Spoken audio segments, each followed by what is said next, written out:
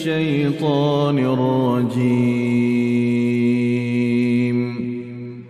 بسم الله الرحمن الرحيم.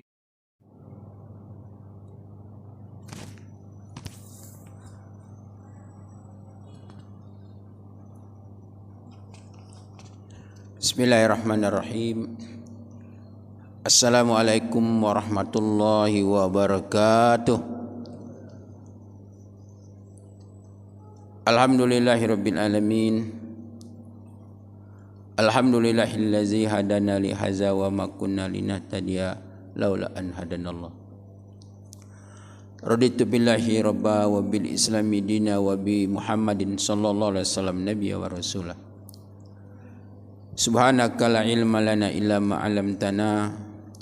Rabbi zidna ilma warzuqna fahma. Rabbi shrah li sadri wa yassir li amri wahlul 'uqdatam min lisani yafqahu qawli. Wala haula wala quwwata illa billahil aliyyil azim. Amma ba'du. Bapak-bapak dan ibu-ibu jamaah salat maghrib yang mudah-mudahan selalu dirahmati Allah Subhanahu wa taala. Di dalam kesempatan yang barakah ini, marilah kita senantiasa memanjatkan puja dan syukur kita kehadiran Allah Subhanahu wa taala atas segala limpahan kenikmatan dan kebaikan, kemudahan yang diberikan Allah kepada kita semua, yang masih mampu kita untuk melangkahkan kaki kita, meluangkan waktu untuk salat maghrib berjamaah, kemudian diteruskan dengan taklim kita setiap Jumat malam. Semoga pertemuan kita ini adalah pertemuan yang mendapat ridha dan barakah dari Allah Subhanahu wa taala. Amin ya rabbal alamin. Salawat serta salam mudah-mudahan Allah selalu melimpahkannya kepada Rasul pilihan kekasih kita, Nabi kita Muhammadin sallallahu alaihi wasallam. Dan semoga kita semua termasuk daripada umatnya dan mendapatkan syafaat darinya dan masuk surga bersama Nabi kita Muhammad sallallahu alaihi wasallam. Amin ya rabbal alamin. Jemaah rahimakumullah, kajian kita pada malam hari ini adalah dampak perbuatan-perbuatan maksiat yang dilakukan oleh seorang hamba Allah Subhanahu wa taala.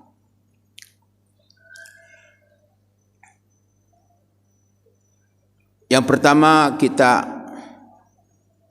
akan menjelaskan apa itu maksiat. Di dalam Al-Quran Allah Subhanahu wa taala menjelaskan yang terdapat di dalam surah Maryam ayat 44. Ya abatillah ta'budus syaitan. Ya abatillah ta'budus syaitan. Inna syaitan kana lirrahmani asya. Wahai bapakku, ini kata Nabi Ibrahim AS. Wahai bapakku, janganlah menyembah syaitan. Inna syaitan kana lirrahmani asya. Karena sesungguhnya syaitan itu adalah durhaka kepada Allah. Artinya maksiat itu durhaka. Di sini maksiat ada dua macam. Yang pertama adalah melakukan hal-hal yang dilarang oleh agama. Yang kedua adalah meninggalkan hal-hal yang diperintahkan oleh agama. Jemaah rahimakumullah, maka di dalam tafsir Imam Ibnu Katsir dijelaskan, kullu maksiatin min khutuwatis syaitan. Setiap maksiat itu merupakan langkah-langkah syaitan. Jadi maksiat itu merupakan suatu perbuatan durhaka kepada Allah Subhanahu wa taala, dan perbuatan durhaka itu adalah merupakan langkah-langkah syaitan. Di ayat yang lain Allah jelaskan, Ya ayyuhallazina amanu dukhulu fis-silmi kafah wa la tattabi'u khutuwatis syaitan. Hai orang-orang yang beriman, masuklah kamu ke dalam Islam secara menyeluruh, dan janganlah kamu mengikuti langkah-langkah syaitan. Innahu lakum aduwwum mubin. Karena setan itu bagi kamu adalah musuh yang sangat nyata, yang jelas-jelas akan menyesatkan kamu. Jamaah rahimakumullah, maka akibat daripada perbuatan maksiat itu, akibat orang-orang yang melakukan kemaksiatan di dalam hidup ini ada dua. Yang pertama, akan mendapatkan balasan ketika di dunia. Yang kedua adalah ketika di akhirat. Jadi yang jelas bahwa kemaksiatan itu akibatnya cepat atau lambat, tapi pasti. Pasti. Sebagaimana firman Allah Subhanahu wa taala, "Falyahzaril ladzina yukhalifu an amri an tusibahu fitnah aw yusibahum azabun alim." Maka takutlah orang-orang yang menyalahi perintahnya. An tusibahu fitnah, yang pertama dia akan mendapatkan bala musibah di dunia. Au yusibahum azabun alim, atau dia akan mendapatkan azab yang sangat pedih di akhirat nanti. Bapak Ibu rahimakumullah, jadi akibat daripada perbuatan-perbuatan maksiat yang dilakukan oleh seseorang, dampaknya langsung terasa.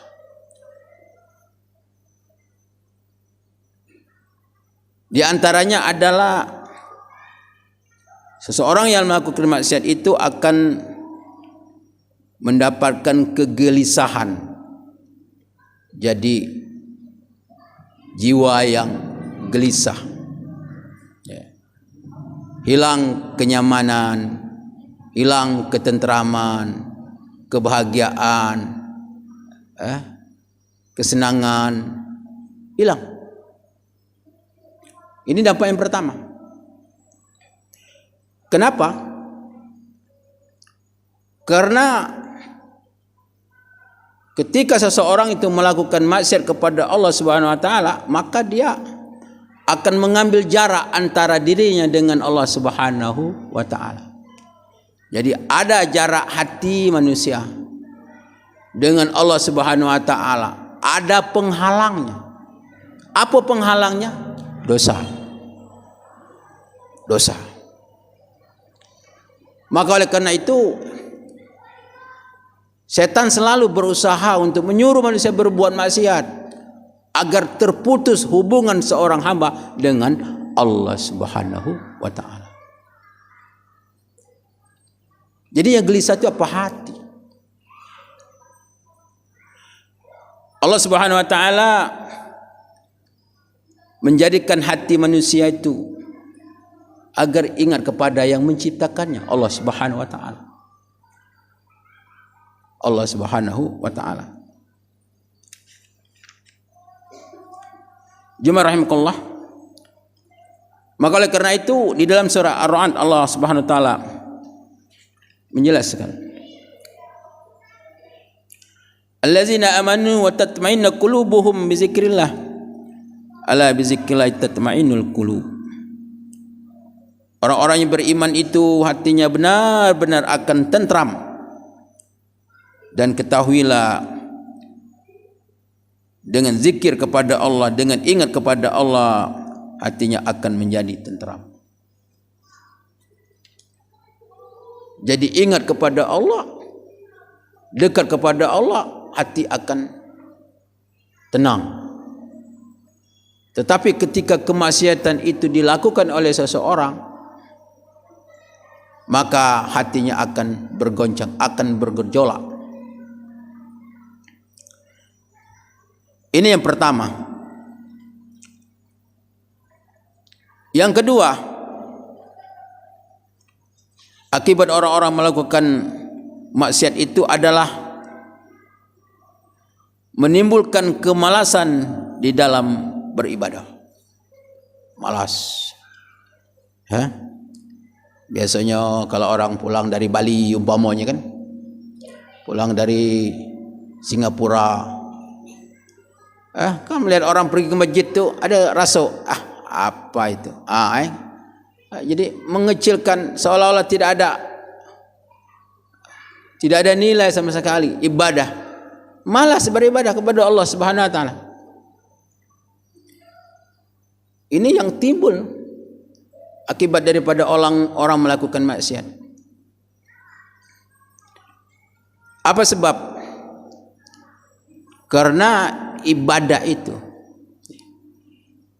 ini ada merupakan karunia dari Allah Subhanahu wa taala. Pemberian Allah Subhanahu wa taala. Muntiara yang dibawa oleh Nabi Muhammad SAW, ditanam di dunia ini, kemudian tinggal oleh Rasulullah SAW. Maka orang-orang mengambil muntiara-muntiara ini. Orang-orang yang diberi Allah Subhanahu wa taala muntiara-muntiara ini,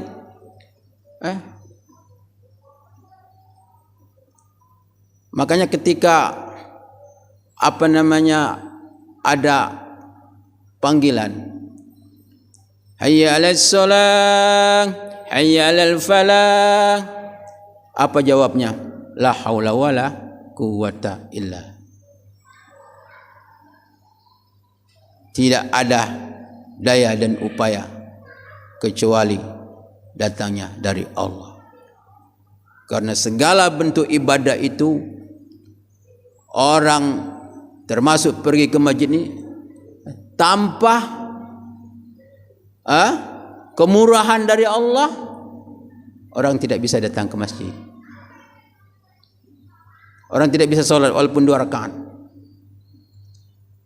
Karena ini barang baik diberikan Allah Subhanahu wa taala. Allah kasih bagaimana nikmatnya beribadah, nikmatnya sholat berjemaah, nikmatnya membaca Quran, nikmatnya beristighfar, berzikir. Ini Allah yang kasih. Tetapi ketika seseorang itu melakukan kemaksiatan, kemudian Allah ambil ini barang, Allah ambil. Maka oleh karena itu, kenapa kita berbicara yang demikian? Agar kita berusaha untuk menjauhkan maksiat kepada Allah Subhanahu wa taala. Agar kita dijadikan Allah Subhanahu wa taala menjadi orang yang istiqomah di dalam beriman dan beramal soleh.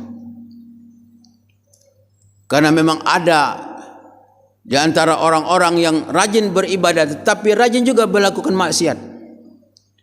Apakah maksiat itu dilakukan dengan panca inderanya atau dengan hatinya? Wallahu alam. Sehingga lama kelamaan ketaatan itu ditarik Allah Subhanahu wa taala. Lama-lama dia meninggalkan ibadah kepada Allah Subhanahu wa taala. Dulu dia rajin pergi ke masjid, lama-lama dia hilang dari masjid. Ini akibat daripada orang-orang yang melakukan maksiat. Ini dampak maksiat yang dilakukan. Maka oleh karena itu, ketika kita ada rasa malas ibadah,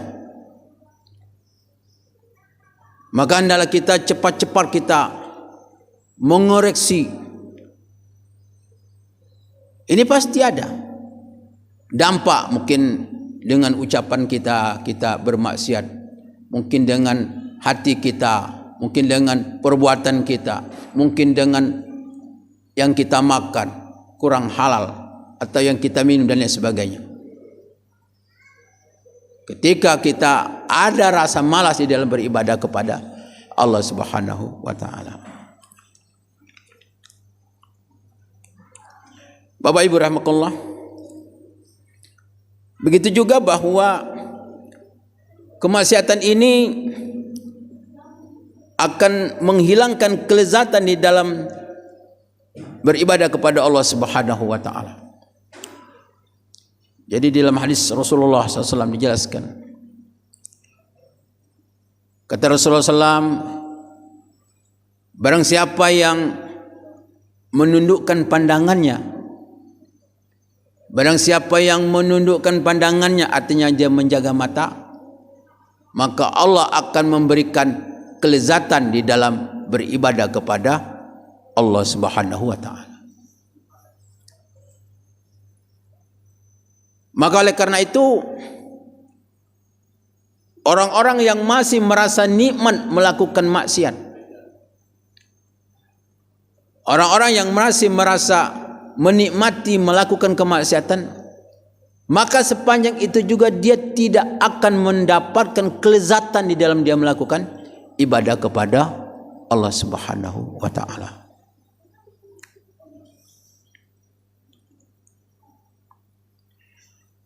Bapak-bapak dan ibu-ibu rahimakumullah, kemudian juga bahwa maksiat ini akan menjadi penghalang untuk mendapatkan ilmu, bahkan ilmu yang ada bisa hilang. Karena apa? Karena ilmu ini memang, kata Imam Ghazali, al ilmu nur la yahdi lil asi. Ilmu itu adalah cahaya, dan cahaya itu tidak akan masuk kepada orang-orang yang bermaksiat kepada Allah Subhanahu wa taala. Jadi kalau kita ngapal, kita menghafal, kita kurang paham, susah, mudah hilang, ngapal hilang terus. Berarti hati kita kurang bersih. Makanya Imam Ahmad rahimahullah, Imam Ahmad ketika dia mengarang, kemudian mentok, maka dia berhenti mengarang, dia beristighfar 1000 kali, beristighfar, astagfirullah, astagfirullah. Setelah 1000 kali dia beristighfar, kemudian terbuka kembali pikiran, dibuka Allah Subhanahu wa taala. Imam Ahmad rahimahullah yang hafal 1 juta hadis. Imam Syafi'i rahimahullah, pada suatu ketika Imam Syafi'i rahimahullah pergi ke pasar. Di pasar berjalan, di belakang perempuan, tajengok di tumit perempuan, bukan betis. Balik ke rumah, hilang separuh hafalannya Quran, separuh. Coba bayangkan. Kalau kita, apa yang hilang? Karena memang kita tidak punya hafalan, ya kan? Tidak punya hafalan, apanya yang hilang? Jadi kemaksiatan itu akan sulitnya untuk mendapatkan ilmu. Bahkan ilmu yang ada pun akan hilang. Makanya kadang-kadang kita sering memberikan nasihat kepada anak-anak santri agar mereka untuk senantiasa puasa Senin Kemis, untuk solat tahajud, agar hati mereka bersih. Karena kebersihan hati itu akan diberi Allah Subhanahu wa taala kemudahan di dalam menuntut ilmu. Bapak dan ibu-ibu rahimakumullah,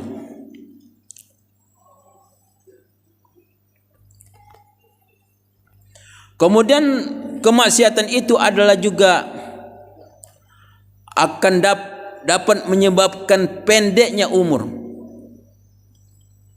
Maksudnya di sini pendek artinya hilang keberkahan umur, keberkahan hidup, keberkahan rezeki. Jadi apa yang diperolehnya tidak jadi baik. dah jadi kebaikan. Rezeki,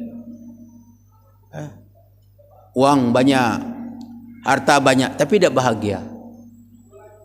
Tidak bahagia. Apa yang dimakan, aduh. Tapi semakin banyak dimakan, semakin banyak penyakit. Bukan makanannya ditarik Allah, tapi keberkahannya. Karena mungkin makanan itu banyak yang kurang halal. Jadi maksiat ini merupakan benar-benar sangat merugikan di dalam kehidupan dunia dan akhirat. Orang-orang yang melakukan kemaksiatan akan hilang barokah, barokah umur. Orang-orang Yahudi, wala tajidannahum arsan nas fi hayati dunya. Kamu kata Allah akan memperdapatkan orang yang paling rakus hidup di dunia. Siapa? Orang Yahudi. Lebih daripada orang-orang musyrik. Mereka kata Allah ingin hidup 1000 tahun. Tetapi hidup 1000 tahun itu tidak bisa untuk melepaskan mereka dari azab Allah Subhanahu wa taala. Karena memang panjang umur, tidak ada jaminan orang akan selamat. Tetapi mempunyai jaminan adalah orang-orang yang hidupnya barokah, walaupun umurnya sedikit, digunakan untuk mendekatkan diri, untuk mendapatkan ridho Allah, untuk mendapatkan rahmat Allah, untuk mendapatkan keampunan Allah Subhanahu wa taala, untuk mendapatkan kasih sayang Allah Subhanahu wa taala. Walaupun umur hanya sedikit. Iya kan? Makanya kita ini umat Rasulullah SAW. Kita kalau ingin hidup seperti umatnya terdahulu, umur 1000 tahun, 500 tahun, tentu tidak mungkin. Tetapi walaupun umur hanya 60 tahun, 50 tahun, tetapi kalau umur kita kita jauh dari maksiat, sehingga Allah Subhanahu wa taala memberikan rezeki kepada kita. Rezeki kebaikan-kebaikan, rezeki ketaatan kepada Allah Subhanahu wa taala diberikan Allah Subhanahu wa taala. Rezeki ketaatan, rezeki kesalehan. Subhanallah. Sehingga walaupun umur hanya 60 tahun, 50 tahun, 70 tahun, tapi mampu untuk mendapatkan surganya Allah Subhanahu wa taala. Dulu di zaman Rasulullah SAW ada 3 orang menghadap Rasulullah SAW, bersyahadat kepada Rasulullah SAW. 3 orang. Dalam masa 1 tahun, ketiga-tiga ini meninggal dunia. 2 orang meninggal di medan perang. 1 orang meninggal di atas kasur, mati sakit. Kemudian para sahabat bermimpi ketiga-tiga orang ini adalah berada di dalam surganya Allah Subhanahu wa taala. Maka sahabat-sahabat itu bertanya kepada Rasulullah SAW, "Ya Rasulullah, kami bermimpi, ya ini ngomong, ya ini ngomong, ya ini ngomong, berarti mimpinya benar. Mimpinya sama. Kami melihat tiga-tiga ini di dalam surga. Apa ya Rasulullah? Mereka baru tahun yang lalu masuk Islam." Kata Rasulullah SAW, "Bukankah dia selama 1 tahun sudah melakukan sholat, puasa dan lain sebagainya gini-gini?" "Boleh ya Rasulullah." Berarti mereka, kata Rasulullah, telah mendapatkan apa yang mereka inginkan. Mereka telah memanfaatkan umur hidupnya hanya 1 tahun. Jadi orang Islam 1 tahun surga. Bagaimana orang jadi Islam? Orang sudah menjadi Islam mulai lahir sampai berlanjut usia. Jemaah rahimakumullah. Setiap warisan, setiap maksiat itu adalah merupakan warisan daripada umat-umat terdahulu. Maksiat ini warisan umat-umat terdahulu. Homoseksual warisan siapa? Kaum Nabi Lut. Yang sekarang aku dengar itu kemarin, apalagi di daerah Sumatera Barat, banyak sekali sekarang, ribuan pengikutnya. Wallahu alam, tahu di Linggau ni.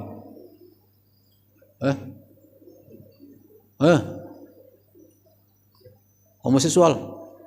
Ini dosa warisan umat Nabi Lut. Ya. Begitu juga dosa-dosa orang mengambil hak orang secara tidak benar. Ini adalah warisan umat Nabi Syuaib. Ada orang-orang sombong, angku. Ini warisan umat Nabi Hud. Ada kalau warisan? Ada orang yang melakukan sewenang-wenang. Ini warisan siapa? Firaun. Dan mereka-mereka ini semua adalah orang-orang yang dilaknat oleh Allah Subhanahu wa taala. Dilaknat Allah Subhanahu wa taala. Maka orang-orang yang melakukan maksiat tersebut, dosa-dosa warisan, dia akan termasuk orang-orang yang dilaknat Allah Subhanahu wa taala. Bapak-bapak dan ibu-ibu rahimakumullah.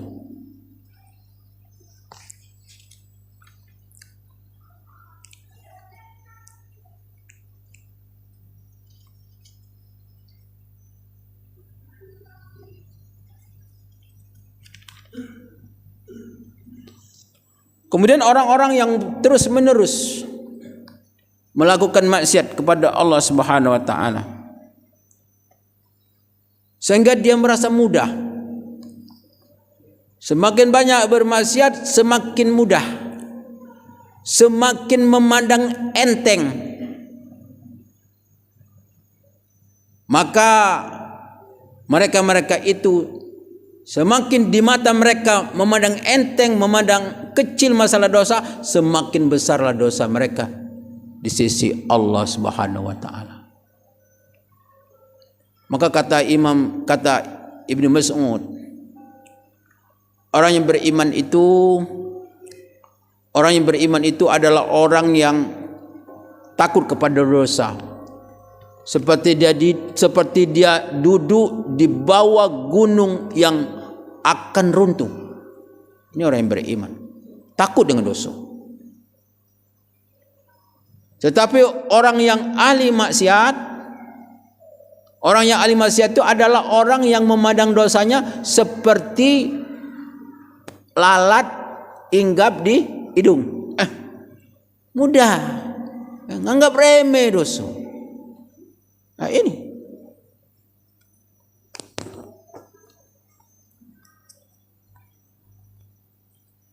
Bapak dan ibu-ibu rahimakumullah.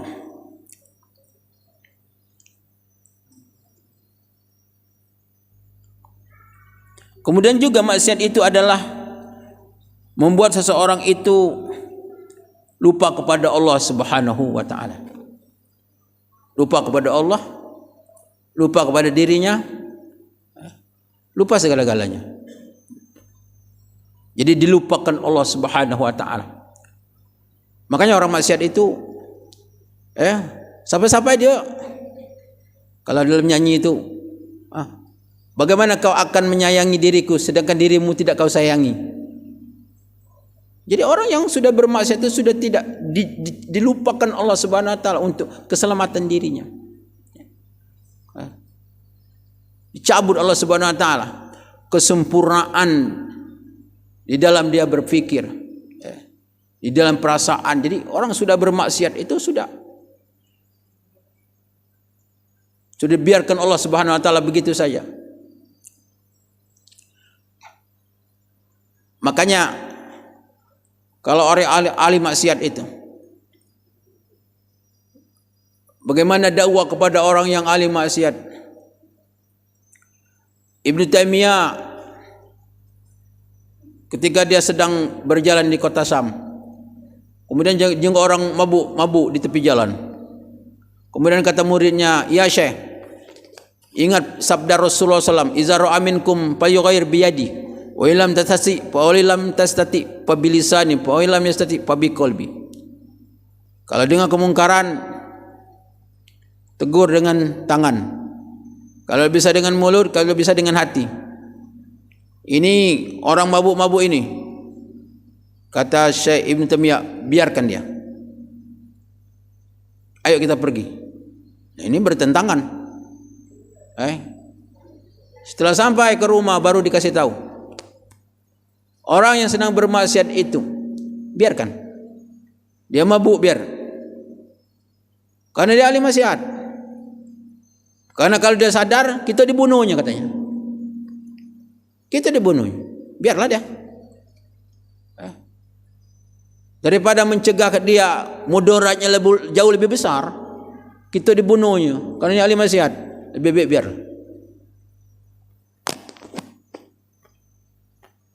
Jemaah rahimakumullah. Kemudian juga maksiat itu adalah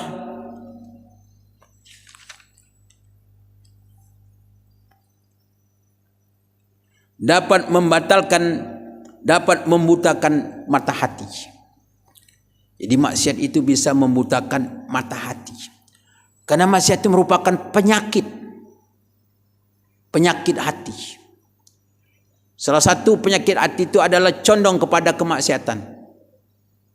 Ini melihat yang buruk, bicara yang buruk, makan yang buruk, yang haram. Ini penyakit. Maka fi qulubihim marad. Di hati mereka ada penyakit, kata Allah. Ya, condong kepada maksiat, penyakit. Maka orang-orang yang kena penyakit ini, Allah Subhanahu wa taala khatamallahu ala qulubihim wa ala sam'ihim wa ala absarihim insyaallah wa lahum azabun azim. Allah tutup hati mereka, penglihatan mereka, pendengaran mereka, semua tertutup. Tutup Allah Subhanahu wa taala. Bukanlah mata mereka yang buta, tetapi hati mereka yang ada di dalam dada mereka yang buta. Maka pandangan orang maksiat itu lain. Orang yang ahli maksiat. Orang baik katanya jahat. Orang jujur dikatanya bodoh. Orang khianat, oh ini orang pandai nih. Orang pintar nih. Pacak nari duit. Ini tempatnya sini. Ada deh. Ada jabatan, ada ya. Ini pacak nari duit. Ini nih dah laku nih. Karena pandangan orang maksiat memang lain, beda. Beda. Karena pandangannya tidak bisa membeda mana yang baik, mana yang benar. Malah terbalik, malah. Jadi terbalik. Makanya orang-orang jujur sekarang punya dah laku. Karena yang memberi pandangan itu karena orangnya sakit. Tidak waras. Apa yang tidak waras? Hatinya. Fi qulubihim marad. Fazadahumullahu marada. Walahum azabun alim bima kanu yaksibun. Di hati mereka ada penyakit, kata Allah. Maka Allah tambah penyakit hati mereka. Tambah Allah. Dan bagi mereka adalah siksaan yang sangat pedih disebabkan apa yang mereka lakukan. Jamaah rahimakumullah.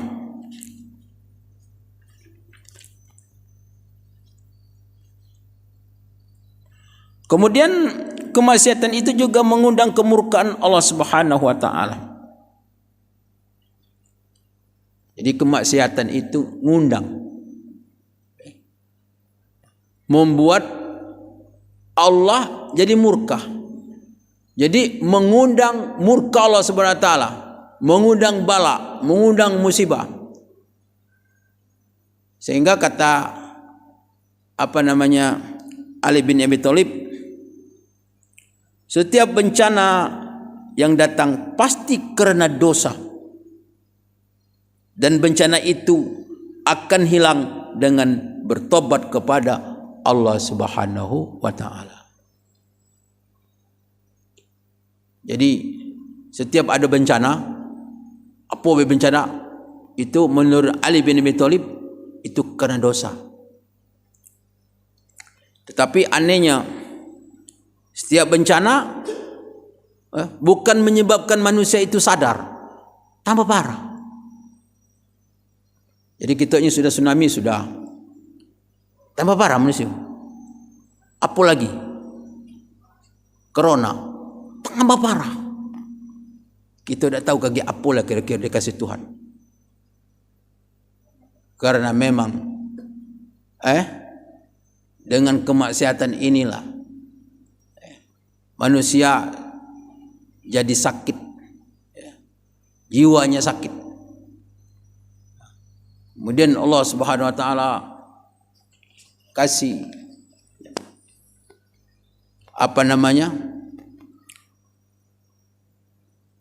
para pemimpin-pemimpin yang justru untuk menyiksa mereka, merupakan azab dari Allah Subhanahu wa taala. Nah ini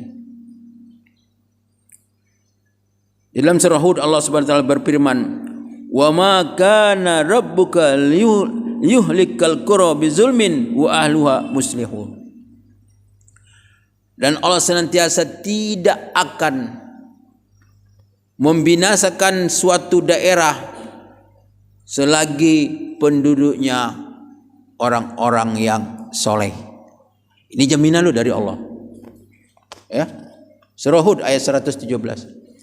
Allah tidak akan membinasakan suatu kaum, suatu daerah, satu negeri selagi penduduknya orang-orang yang soleh. Masya Allah. Jadi kalau di Linggau ini masih banyak orang yang soleh, masih banyak orang solat tahajud malam hari, solat berjamaah, banyak berzikir. Ini merupakan salah satu bentuk untuk menahannya murka Allah Subhanahu wa taala. Kalau kita di Linggau kalau ada keruan lagi, masjidlah kosong, kemaksiatan merajalela, pelacuran, minuman keras, macam-macam. Tuhan akan ngirim tentaranya, angin, air, bumi, gunung. Entar Allah, kapan Tuhan merintah? Iza aradalla syai'an ayakula lahu kun fayakun. Selesai.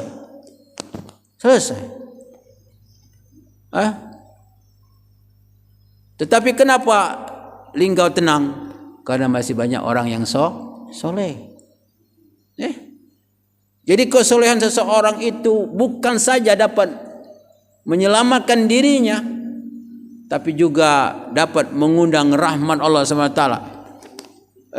Sebagai menahan murkanya Allah Subhanahu wa taala. Murkanya Allah Subhanahu wa taala. Subhanallah. Ini manfaat. Memang kebaikan keburukan ada dampaknya. Maksiat banyak dampaknya yang kita sampaikan. Kebaikan itu juga, ketaatan begitu juga, kesolehan itu juga ada dampaknya. Kalau demikian kajian kita pada malam hari ini. Terima kasih atas kebersamaannya. Mohon maaf atas segala kekurangan dan kehilapan kepada Allah. Menampun wabillahi taufik wal hidayah. Assalamualaikum warahmatullahi wabarakatuh.